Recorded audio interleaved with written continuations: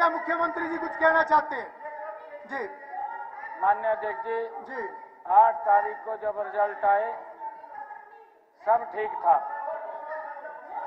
बिल्कुल आज की सिचुएशन के हिसाब से और रूल्स के हिसाब से मैंने इसको एडमिट किया है and you can not challenge it मुख्यमंत्री। हाँ माननीय अध्यक्ष जी, नहीं ठीक है, वो आपकी मर्जी है। जी मुख्यमंत्री जी 8 तारीख को जब रिजल्ट आए सब ठीक था। 8 तारीख के बाद ज्यों-ज्यों समय बीतता गया हरियाणा प्रदेश के लोगों को जिन्होंने अपना विश्वास दे करके बड़े मैंडेट के साथ सरकार बनाई है, उसके प्रति इस प्रकार का भ्रम फैलाना, इस प्रकार का दुष्प्रचार करना माननीय अध्यक्ष जी कि वोट चोरी हो गया, वोट चोरी हो गया। और माननीय अध्यक्ष जी ये वोट चोरी का मुद्दा यहाँ पे अलग अलग स्थानों पे भी ले जाने का काम किया। हम चाहते हैं हमारे विधायक जी को, राम कुमार कश्यप जी को इसको लेकर के बड़ी पीड़ा हुई और वो समय समय पर चर्चा करते रहे। माननीय अध्यक्ष जी वो कहने लगे कि विधानसभा में हम चर्चा चाहते हैं। मैंने कहा चर्चा करिए। वो आज प्रस्ताव लेकर के आए हैं, उसके ऊपर आप खुल करके चर्चा करिए कि वोट चोरी हुआ है या क्या हुआ है, वो पता लग जाएगा। हरियाणा प्रदेश को भी पता लगेगा, देश के लोगों को भी पता लगेगा। ये झूठ के मुद्दे लेकर के और राहुल गांधी मरवाई दी हमारा।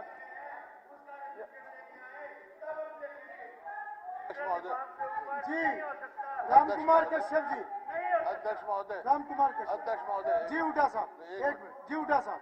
अध्यक्ष महोदय जी ये जो लेके आए हैं इसका मकसद मैं नहीं समझा। हम असेंबली है, हरियाणा की असेंबली है, क्या हमारे डोमेन में है? क्या हमारे कार्य क्षेत्र में है ये? क्या हम डायरेक्शन दे सकते हैं इलेक्शन कमीशन को? क्या इलेक्शन कमीशन की कोई हम बात कर सकते हैं? सब जुडिस मेथड हम पढ़ा वहां पर सुप्रीम कोर्ट में, क्या बात कर सकते हैं? मतलब क्या मकसद क्या है?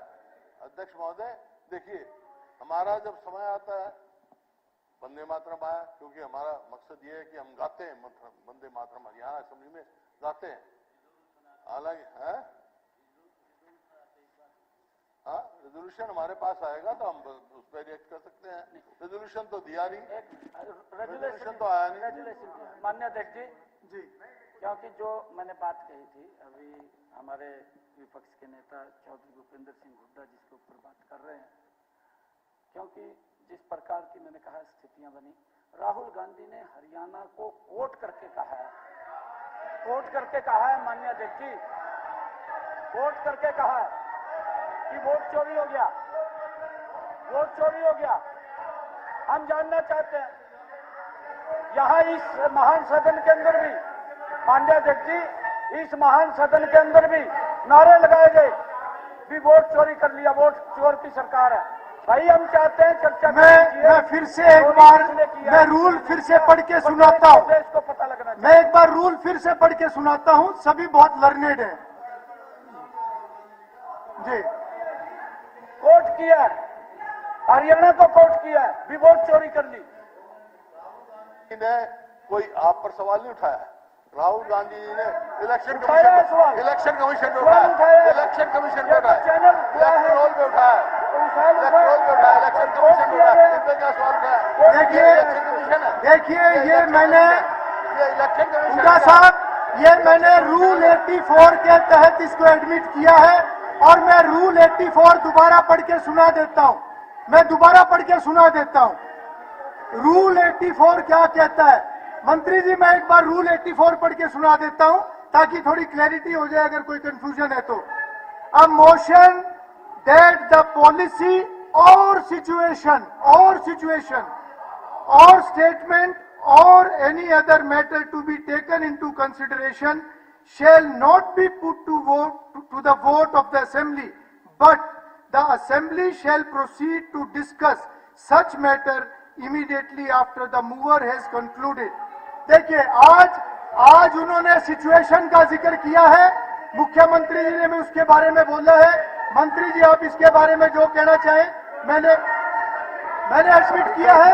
आप इसमें कुछ और अलग कहना चाहते हैं तो आप बताएं। और मुझे लगता है मुझे लगता है कि विपक्ष को इस पे चर्चा करने में खुशी होनी चाहिए, क्योंकि इसी विषय को देखिए, इसी विषय को हरियाणा प्रदेश में आज चर्चा का विषय बनाया हुआ है। तो आज हाउस में चर्चा हो, जो ये मोशन आया है बिल्कुल ठीक आया है, मैंने इसको एडमिट किया है, आप इसके ऊपर चर्चा करें। स्पीकर सर, मैं निवेदन कर रहा हूं, ये सारे लोग हरियाणा की सड़कों पे उतर के इसकी झूठ बोलेंगे, चर्चा करेंगे और विधानसभा में चर्चा से भागेंगे। ये कौन सी बात हुई? इनके बड़े नेता हरियाणा को बदनाम करते हैं, हरियाणा सरकार को बदनाम करते हैं और यहाँ चर्चा से भागते हो।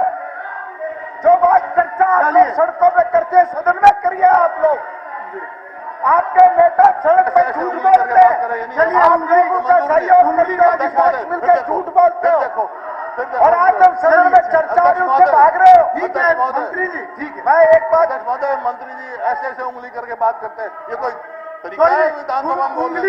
उंगली थोड़ा सा नहीं, आप भी उंगली सब नीचे रखें जी। और वैसे भी मैं आपको बताना चाहता हूँ, जिस दिन हरियाणा के विधायक लोकसभा के अंदर भ्रमण पे गए थे, कार्रवाई देखी थी, उस दिन लोकसभा में भी इस विषय के ऊपर चर्चा हुई थी, सेम विषय पर। जी उठा साहब, नहीं, हरियाणा की आज उसी कारण से हरियाणा में जो स्थिति बनी हुई है वो हरियाणा विधानसभा में चर्चा होनी चाहिए, ताकि लोगों को उसकी जो सच्चाई है वो पता चल सके। इसलिए मैंने इसको एडमिट किया। जी आप रूलिंग दे रहे हैं, सवाल यह है, आपने लोकसभा में कहा, फिर वही चर्चा से भाग रहे हैं, तो ये बोले कि हमने हरियाणा की जनता को देश की जनता को झूठ बोला, झूठ बोला आप लोगों ने। अगर आपने झूठ नहीं बोला तो आप लोग चर्चा करिए, और अगर आपने झूठ नहीं बोला चर्चा करिए। अगर आप सत्य बोल रहे हैं तो फिर आप चर्चा करिए। आज अध्यक्ष महोदय, चर्चा करिए। आज तक तो बाकी बैठिए। आज तक तो इनकी फोटो नहीं बदलवाई आपने।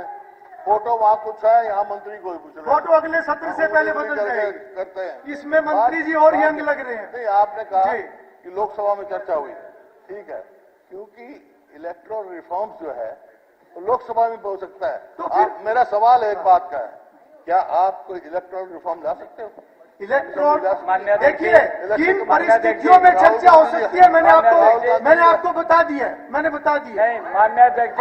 अगर उस पर चर्चा नहीं हो सकती, फिर तो कहीं भी चर्चा नहीं होनी चाहिए उसकी। राहुल, फिर तो कहीं भी चर्चा नहीं होनी चाहिए। जी मुख्यमंत्री, देखिए, माननीय सदस्य का कंसर्न जेन्युइन है, इसलिए मैंने उसको एक्सेप्ट। तो चुनाव सुधार पर चर्चा के दौरान हंगामा होता हुआ नजर आ रहा है। नेता विपक्ष हुड्डा और सीएम में नोकझोंक हो रही है। तस्वीरें आपको हम दिखा रहे हैं। हुड्डा ने प्रस्ताव पर सवाल उठाए हैं। चुनाव सुधारों पर चर्चा के दौरान सदन में हंगामा। सीएम नायब सिंह सैनी कांग्रेस पर उन्होंने निशाना साधा। सदन में वोट चोरी के नारे लगाए गए। तो स्पीकर ने नियम पढ़कर सुनाया है। क्या कुछ नियम है वो भी स्पीकर ने पढ़कर सुनाया।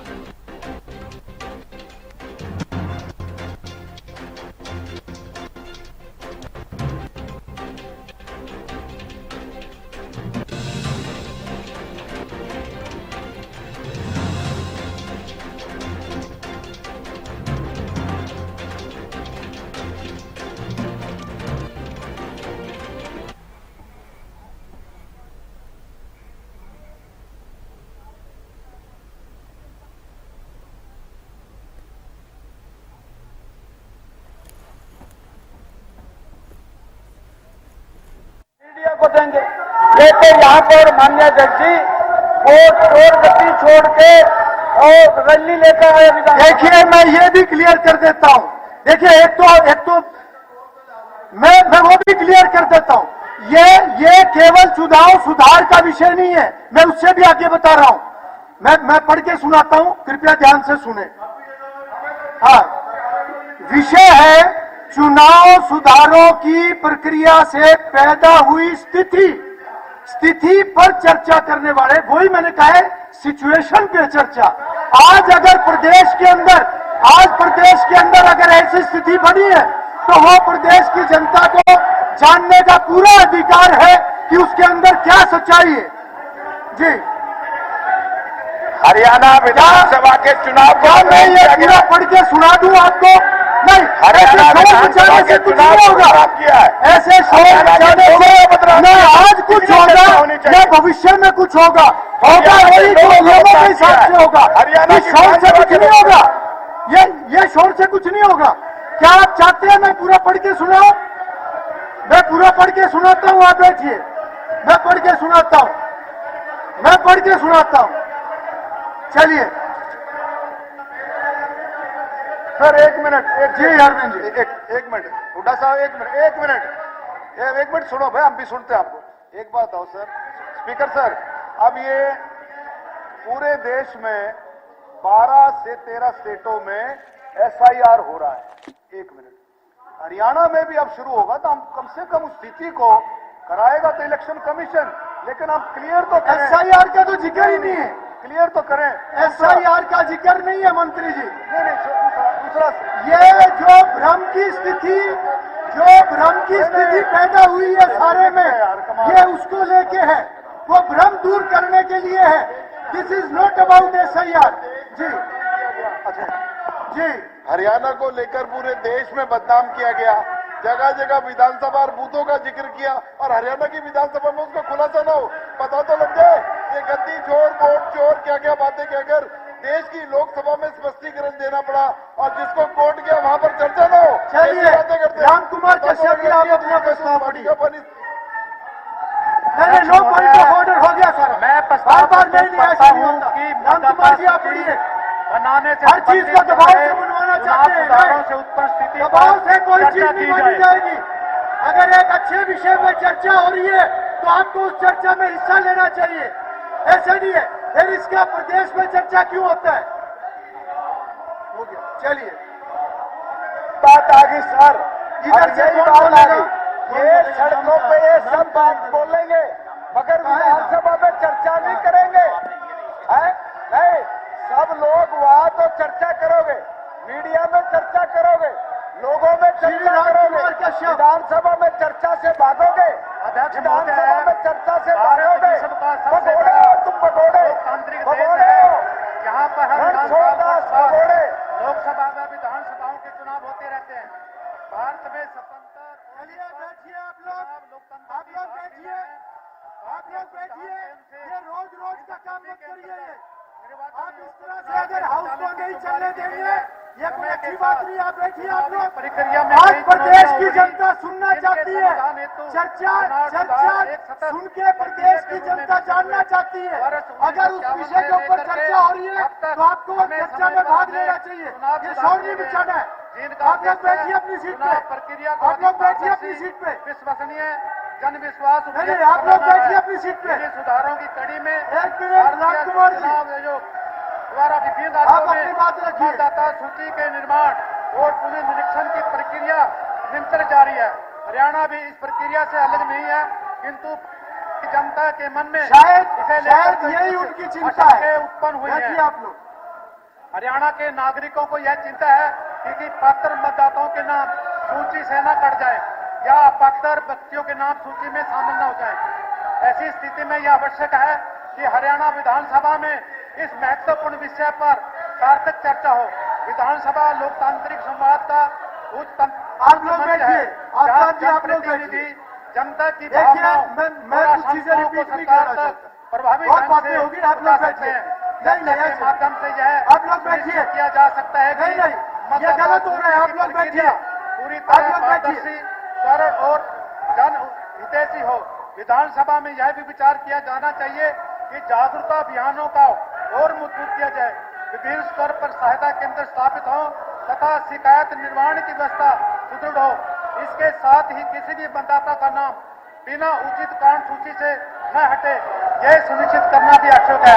अतः हरियाणा में मतदाता सूची निर्माण प्रक्रिया पर विधानसभा में चर्चा न केवल जनता की आशंकाओं को दूर करेगी बल्कि लोकतंत्र में उनके विश्वास को और भी अधिक मजबूत करेगी।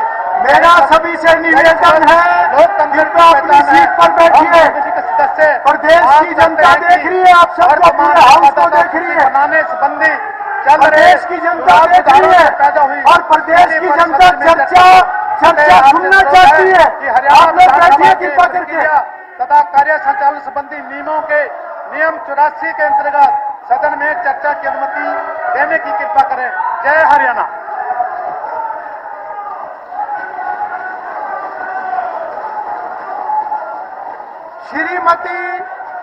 श्रीमती सावित्री जिंदल जी,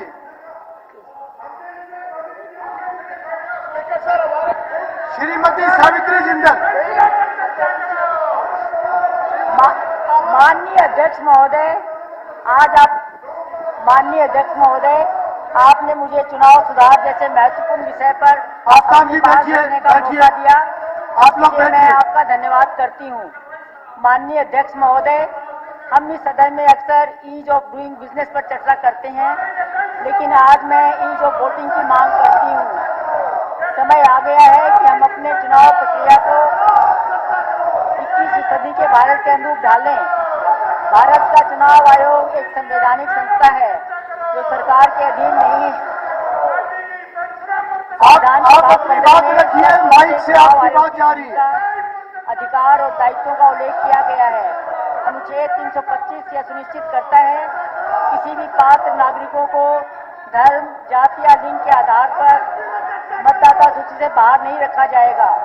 मतदाता सूची लोकतंत्र की रीढ़ की हड्डी है। आपका यदि मतदाता साहब बिठाइए इनको, अब सुन तो लो, ना इनको बिठाइए। सुन तो लो, सुनो तो सही।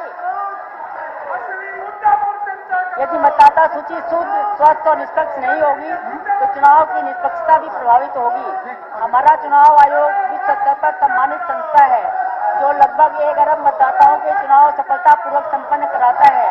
लेकिन अब केवल चुनाव कराना ही नहीं बल्कि हर नागरिक की भागीदारी सुनिश्चित करना भी हमारी प्राथमिकता है।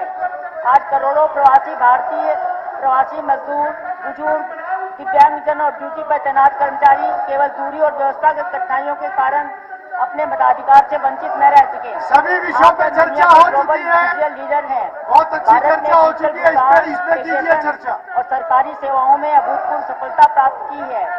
जब हम सुरक्षित डिजिटल लेन देन कर सकते हैं तो यह सवाल उतना स्वाभाविक है कि सिक्योर मेरा सभी माननीय सदस्यों से निवेदन है वो कृपया बैठ जाए। लाखों युवा देश के अन्य कोनों में काम कर रहे हैं, वो वोट देने वापस नहीं आ पाते।